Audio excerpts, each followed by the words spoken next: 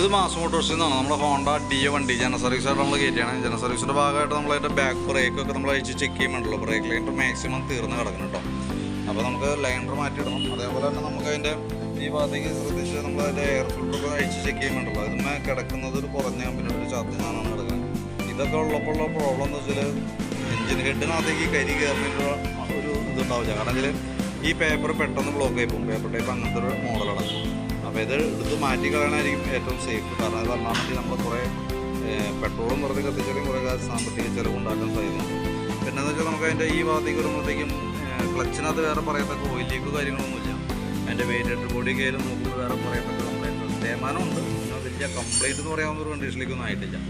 ബെൻഡക്സ് unit check ചെയ്യുമ്പോൾ working ഒക്കെ ഓക്കെയാണ്, നിലവിൽ വേറെ പ്രശ്നമില്ല. ഇതതിൻ്റെ ബാക്കിൽ വന്ന ആ പുള്ളി പോലെ വർക്ക് ചെയ്യുന്ന ഒരു ഐറ്റാണ്, വീലാണത്. അപ്പോൾ അതൊന്ന് ഫുള്ളായിട്ട് നമ്മൾ അഴിച്ചത്. കാരണം എന്താ വെച്ചാൽ ഈ സൈഡിലൊക്കെ തുരുമ്പ് കണ്ടതുകൊണ്ട് നമ്മളൊന്ന് അഴിച്ച് ഫുള്ളായിട്ട് ഗ്രീസ് ചെയ്യുന്നുണ്ട്. അതേപോലെ തന്നെ അതിൻ്റെ വെയിറ്റ് സെറ്റ് യൂണിറ്റൊക്കെ നമ്മൾ നോക്കുമ്പോൾ ഈ പിന്നുമ്പോൾ അത് ടൈറ്റ് ആയിട്ടുണ്ടാകും, ഈ പിന്നും. അപ്പോൾ അതൊക്കെ ഒന്ന് ക്ലീൻ ചെയ്തിട്ട് നമ്മളൊന്ന് റീസെറ്റ് ചെയ്യുന്നുണ്ട്. കാരണം വെച്ചാൽ വണ്ടി വലിയ തീരെ കുറവാണിക്കുന്നുണ്ട്. അപ്പോൾ അതുകൊണ്ടാണ് നമ്മളത് ഫുള്ളായിട്ട് അഴിച്ച് ക്ലച്ചിൻ്റെ ഭാഗം കറക്റ്റായിട്ട് റെഡിയാക്കുന്നുണ്ട്. അതേപോലെ തന്നെ കിക്കർ വീലൊക്കെ നമ്മൾ അഴിച്ച് ഗ്രീസ് ചെയ്ത് വിടുന്നുണ്ട് കേട്ടോ. പിന്നെ ബ്രേക്കിൻ്റെ കാര്യം പറയുമ്പോൾ നമുക്ക് ബ്രേക്കിൻ്റെ കേബിളുകൾ ബാക്ക് ബ്രേക്ക് ലൈനർ എന്തെങ്കിലും മാറണം. ബ്രേക്കിൻ്റെ കേബിൾ ബാക്കിലത്തെ കേബിളും ഔട്ടർ വലിഞ്ഞിരിക്കാം, ഫ്രണ്ട് ബ്രേക്കിൻ്റെ കേബിളുകൾ ഔട്ടർ വലിഞ്ഞിരിക്കാം. അപ്പോൾ കേബിൾ മാറ്റുമ്പോൾ 3 ബ്രേക്ക് കേബിളും ബാക്കിലത്തെ ബ്രേക്ക് ലൈനർ മാറ്റിയിടണം. ബ്രേക്കുമായി ബന്ധപ്പെട്ട കംപ്ലൈൻറ്റുകൾ മാറി കിട്ടും കേട്ടോ. പിന്നെ കാർബറേറ്റർ യൂണിറ്റ് നമ്മളൊന്ന് അഴിച്ചു നോക്കുന്നുണ്ടോ, വലിയ തീരെ കുറവ് കാണിച്ചത് കൊണ്ട് തന്നെ അഴിച്ച് ചെക്ക് ചെയ്യണം. സ്ലോ ജെറ്റ് ചെറിയതായിട്ട് ബ്ലോക്ക് ഉണ്ട്, അതൊന്ന് കാർബറേറ്റർ ഒന്ന് ക്ലീൻ ചെയ്യാം, സ്ലോ ജെറ്റ് മാറ്റിയിടാം.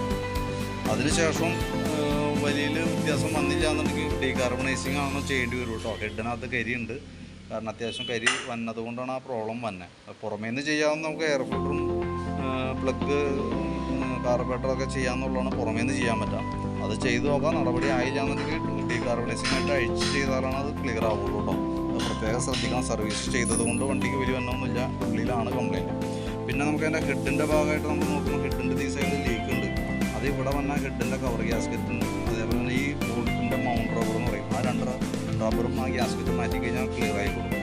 ആക്സിലറേറ്റർ കേബിളും ചോക്ക് കേബിളാണ്, നിലവിൽ വേറെ കംപ്ലൈൻറ്റ് ഒന്നുമില്ല. ഈ സൈഡിലേക്ക് വരുമ്പോഴത്തേക്കും ബ്രേക്ക് കേബിളിൻ്റെ ദിവസം ഞാൻ പറഞ്ഞിട്ടുണ്ടായിരുന്നു, ഔട്ട് കഴിഞ്ഞിരിക്കുകയാണ്. പിന്നെ അതിൻ്റെ ലിങ്ക് ടൈപ്പ് സസ്പെൻഷനാണ് ഫ്രണ്ട് വരാം. അത് നമ്മൾ ചെക്ക് ചെയ്യുന്ന സമയത്ത് വേറെ പറയത്തക്ക കംപ്ലൈൻറ്റ് ഒന്നുമില്ല. ഇതൊന്ന് അഴിച്ച് ഗ്രീസ് ചെയ്ത് കഴിഞ്ഞാൽ മതി. ഫ്രണ്ടിൽ വന്ന ഈ കുഷൻ അസംബ്ലിയുടെ ഈ റബ്ബറുകൾ നമുക്ക് മാറ്റിയിടണം. കാരണം അത് വർക്ക് ചെയ്ത് നല്ല തേമാനം വന്നിട്ടുണ്ട്.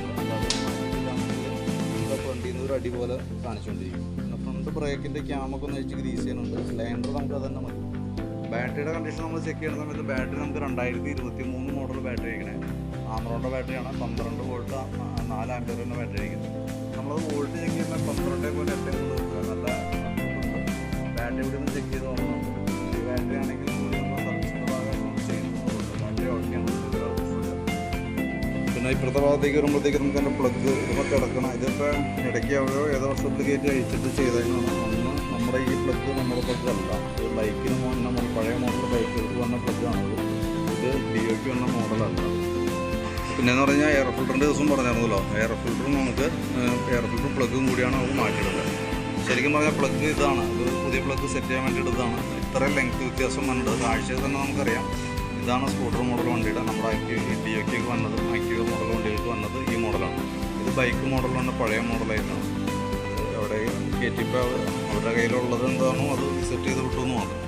പിന്നെ നമുക്ക് അതിൻ്റെ കാർബറേറ്റർ ക്ലീനിങ്ങിൻ്റെ ദിവസം ഞാൻ പറഞ്ഞിരുന്നു. കാർബറേറ്റർ ക്ലീനർ വെച്ചിട്ട് വേണം നമുക്ക് ഫുള്ള് ക്ലീൻ ചെയ്തെടുക്കാനായിട്ട്. അത്യാവശ്യം ചെറിയ ബ്ലോക്കും കാര്യങ്ങളൊക്കെ ഉണ്ട്. അത് സ്ലോ ജെറ്റിൻ്റെ ചെറിയ ബ്ലോക്ക് ഉണ്ട്. അത് ക്ലീൻ ചെയ്ത് നോക്കാൻ നടപടിയായില്ലെങ്കിൽ സ്ലോ ജെറ്റ് മാത്രം നമുക്കൊന്ന് മാറ്റി ഇടേണ്ടി വരും. പിന്നെ അതേപോലെ തന്നെ അതിൻ്റെ സെക്കൻഡറി ഫിൽറ്റർ എന്ന് പറയുന്ന യൂണിറ്റാണത്. അതൊരു ഫോം ടൈപ്പാണ്, നല്ല രീതിയിൽ പൊടിഞ്ഞ് പോയിട്ടുണ്ട്.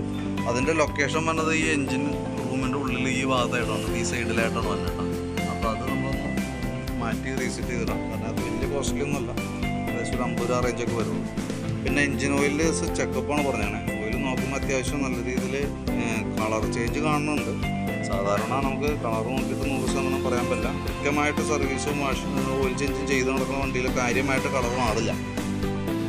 ഇതിപ്പോൾ നോക്കുമ്പോൾ കളറിൽ വ്യത്യാസം വന്നിട്ടുണ്ട്. കിലോമീറ്റർ 3000 ആയിട്ടുണ്ടെങ്കിൽ ഓയിൽ മാറ്റി കളയാം, അതാണ് ചെയ്യാൻ പറ്റുക. ഓയിൽ ലെവൽ കാര്യങ്ങളൊക്കെ ഉണ്ട്. അപ്പോൾ നിലവിൽ ഇത്ര ഐറ്റംസാണ് നമുക്ക് ചെയ്യേണ്ടി വന്ന ആൾക്ക്. ഞാനിപ്പോൾ മാറ്റേണ്ട പാർട്സുകളുടെ ഒരു ലിസ്റ്റ് ജസ്റ്റ് ഒന്നുകൂടി പറയാം. നമുക്ക് അതിൻ്റെ ഈ പ്ലഗ്, അതേപോലെ തന്നെ എയർ ഫിൽറ്റർ മാറ്റിയിടാം, കാർബറേറ്റർ ക്ലീൻ ചെയ്തിടാം. പിന്നെ അതേപോലെ തന്നെ ഹെഡിൻ്റെ സൈഡിൽ നമുക്ക് ലീക്ക് ഉണ്ട്. അപ്പോൾ അതിൻ്റെ ദിവസം നോക്കിയിട്ട് ചെയ്യാം. പിന്നെ അതേപോലെ തന്നെ ഈ ഫ്രണ്ടിലത്തെ റബ്ബറിൻ്റെ കേസ്, ബ്രേക്ക്, കേബിളിൻ്റെ ഐറ്റംസ്, അതൊക്കെയാണ് മെയിനായിട്ട് വന്നത് കേട്ടോ. അപ്പോൾ നോക്കിയിട്ട് അതിൻ്റെ ഡീറ്റെയിൽ എസ്റ്റിമേറ്റ് നോക്കിയിട്ട്